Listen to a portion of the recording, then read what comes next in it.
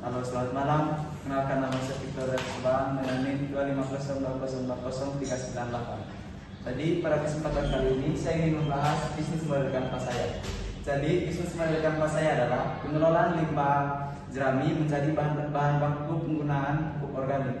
Jadi alasan saya memilih bisnis model kanvas ini adalah saya ingin menceritakan sedikit. Jadi di kampung saya itu rata-rata atau kebanyakan orang-orang bermata pencarian sebagai petani, dan juga di tempat saya merupakan salah satu kecamatan penghasil padi paling besar untuk kabupaten saya. Jadi teman-teman, bayangkan saja sehabis mengetam banyak sekali petani yang membiarkan jerami-jerami ini dibakar. Maka dari itu, setelah hasil bakarannya akan menghasilkan polusi yang berakibat buruk pada pernapasan di orang-orang sekitar di kampung saya.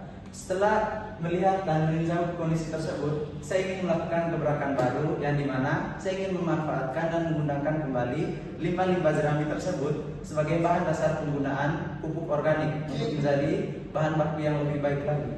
Yang pertama, kita masuk ke value proposition-nya. Jadi value proposition yang pertama adalah penyumburan tanah yang jangka panjang, yang dimana maksud dari penyumburan tanah dan jangka panjang ini adalah karena bahan dasar dari pembuatan pupuk organik saya ini merupakan bahan organik yang biasa bisa disebut juga dari alam kembali ke alam, di mana bahan dari pupuk organik ini adalah jerami, dan jerami ini memiliki vitamin K atau kalium yang dapat memperkuat dan memperpanjang masa subur dari tanah serta tumbuhan tersebut.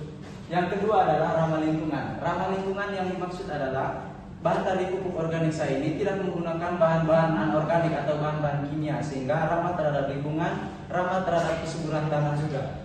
Yang selanjutnya adalah harga lebih terjangkau. Maksud dari harga lebih terjangkau ini teman-teman adalah karena bahan yang didapatkan atau bahan dasar pembuatan pupuk saya ini mudah dan mudah didapatkan di tempat saya. Jadi bahannya itu sangat murah.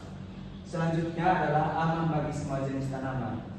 Kita lihat kembali lagi kepada ramah lingkungan ini teman-teman. Bahan dasar pembuatan dari pupuk saya ini adalah jerami atau dari tumbuhan itu sendiri. Maka dari itu aman bagi semua jenis tanaman karena bahan dasarnya adalah bahan dasar organik.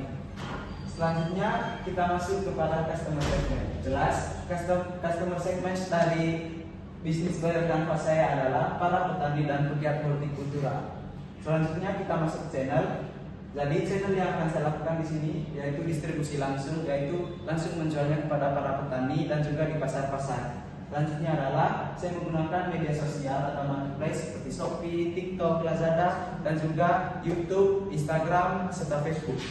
Selanjutnya kita masuk pada customer relationship. Jadi customer relationship saya di sini yang pertama adalah penyuluhan gratis. Yang dimaksud dari penyuluhan gratis ini, kami lakukan penyuluhan di berbagai tempat sebelum produk kami di launching. Selanjutnya adalah sistem langganan. Sistem langganan yang dimaksud di sini teman-teman, di mana jika orang sudah membeli produk kami dan juga dia sering membeli produk kami, maka kami akan memberikan beli 10 atau beli 5 gratis 1, dan juga dia akan mendapatkan seperti door prize, baik itu berupa seperti alat-alat pertanian, baju, dan lain sebagainya. Selanjutnya kita masuk ke revenue streams. Jadi revenue streams dari atau pendapatan yang saya dapatkan pertama adalah penjualan pupuk. Jadi penjualan pupuk merupakan pendapatan yang paling utama. Selanjutnya adalah membuka jasa pelatihan. Membuka jasa pelatihan yang dimaksud di sini adalah membuka jasa pelatihan pembuatan atau cara mengelola jerami menjadi bahan dasar pembuatan pupuk kepada orang-orang atau generasi-generasi muda yang ingin belajar untuk membuat pupuk-pupuk yang lainnya. Selanjutnya kita masuk ke key activities atau aktivitas kunci. Jelas, yang pertama adalah pengumpulan bahan-bahan. Selanjutnya quality control. Jadi yang dimaksud di quality control ini bukan hanya mengontrol mesin, tapi mengontrol juga bahan-bahan yang baik, jerami-jerami yang baik. Selanjutnya quality control terhadap tenaga kerja. Selanjutnya kita masuk ke proses fermentasi. Proses fermentasi ini adalah proses pengawetan dari jerami dan juga proses pencampuran jerami dengan bakteri-bakteri organik. Selanjutnya kita masuk ke langkah selanjutnya, key research.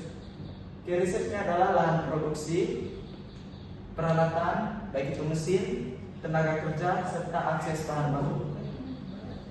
Selanjutnya kita masuk di key partners. Key partners yang pertama saya tampilkan di sini adalah kelompok tani. Jelas kelompok tani ini kenapa menjadi key partners, karena para petani ini adalah orang-orang yang akan menyediakan bahan baku jerami tersebut, teman-teman. Selanjutnya adalah pengecer kios atau pengecer pupuk. Jadi saya akan salurkan semua pupuk-pupuk yang sudah jadi ke beberapa kios-kios pupuk atau kios-kios pertanian gitu. Selanjutnya kita masuk ke cost structure.